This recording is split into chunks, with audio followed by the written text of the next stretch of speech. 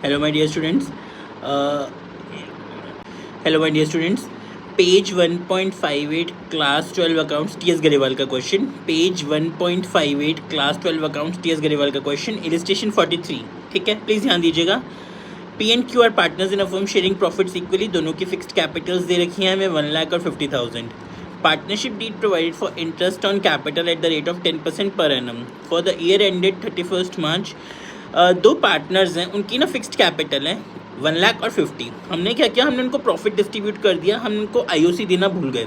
तो अब आपने क्या करना है, अगर आपकी फर्स्ट चैप्टर की एडजस्टमेंट एंट्री रेक्टिफाइंग वाले क्वेश्चंस में कुछ गड़बड़ हो जाए, कुछ मिस्टेक हो जाए, तो आपने सबसे पहले एक टेबल बनाना. नीचे वर्किंग में देखिएगा एक टेबल दिया है हमें, statement showing the adjustment for interest on capital and its effect. बहुत ईजी है. P's current account, Q's current account, firm. P's current account, Q's current account, firm. सबसे पहले हम क्या करेंगे, हमने इनको कितना प्रॉफिट बांटा था हमें दिया हुआ है कहीं, क्वेश्चन में नहीं. हम जो इंटरेस्ट ऑन कैपिटल इनको देना है हम दे देते हैं. इंटरेस्ट ऑन कैपिटल पी को कर दिया हमने क्रेडिट 10,000 से, क्यू को कर दिया 5,000 से, फर्म डेबिट हो गई 15 से. ध्यान दीजिएगा मैं क्या समझा रहा हूँ. अगर कभी भी पार्टनर को कुछ मिलता है, interest on capital, salary, commission, profit, वो हमेशा क्रेडिट होता है.